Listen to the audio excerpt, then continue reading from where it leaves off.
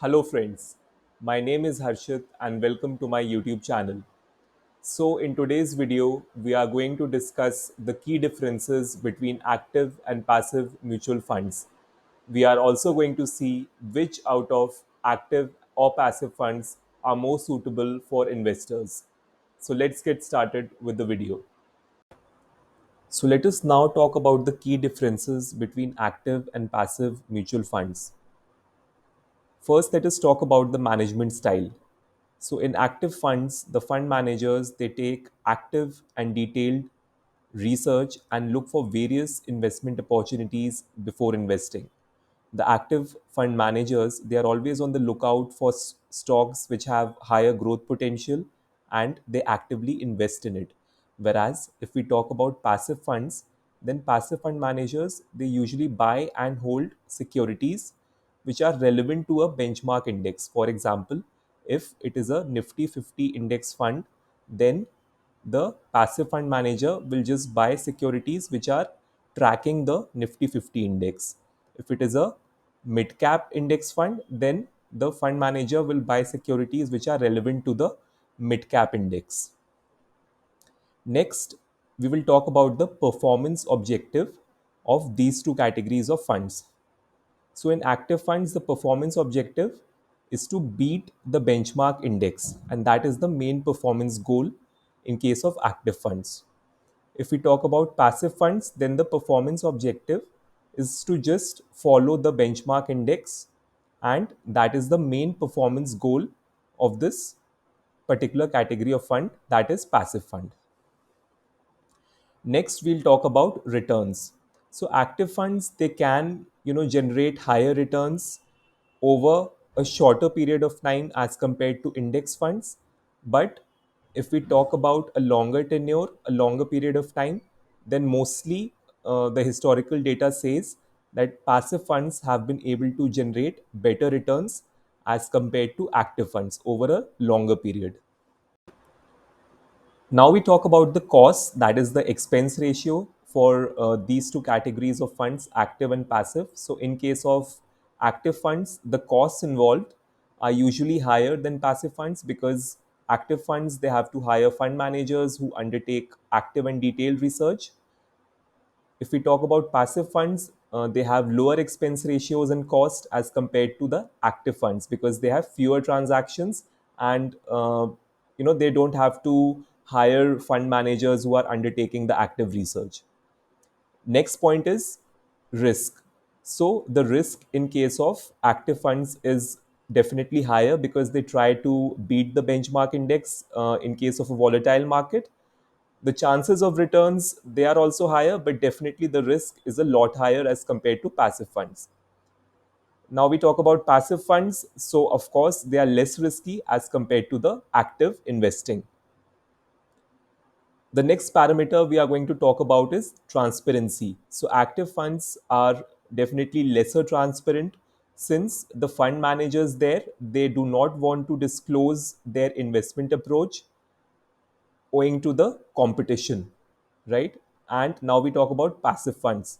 So passive funds they are definitely a lot more transparent as compared to active funds because all that is done in passive funds is the fund gets tracked against a benchmark index. So you already know which stocks the fund is investing in, and hence the transparency is a lot higher.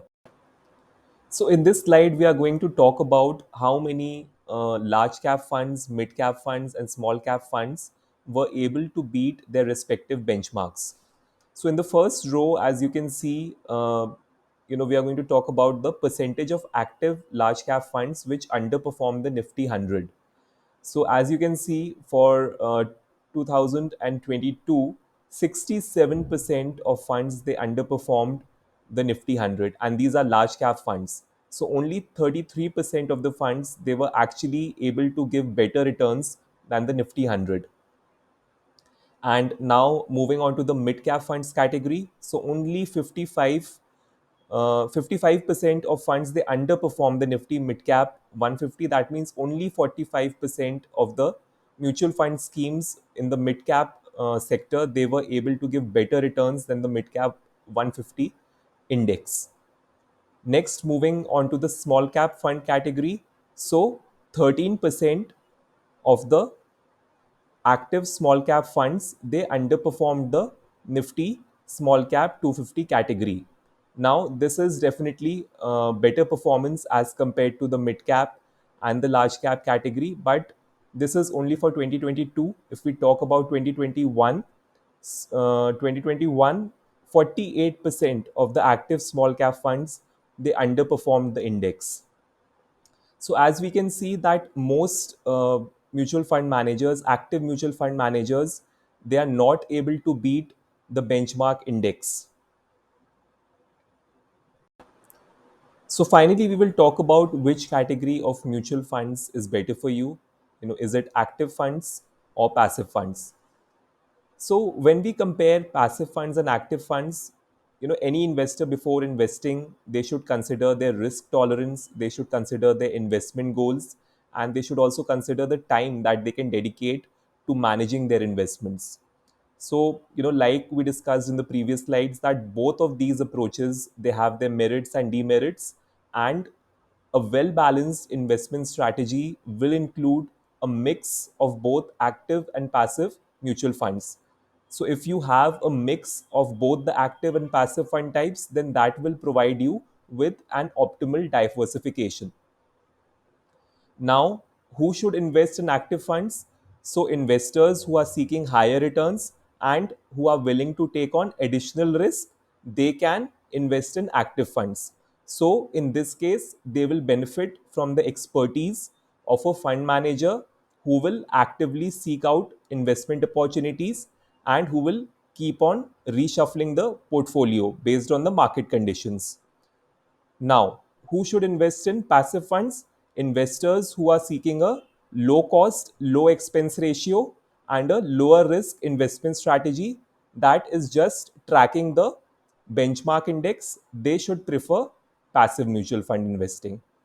So, I hope the difference between the two funds was clear, and also it is clear that which investor should prefer investing in which type of mutual fund.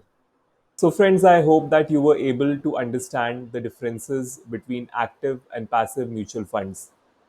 Please like the video, share it with your friends and family, and also subscribe to my YouTube channel. Also, hit the bell icon so that you keep getting notifications about my new videos.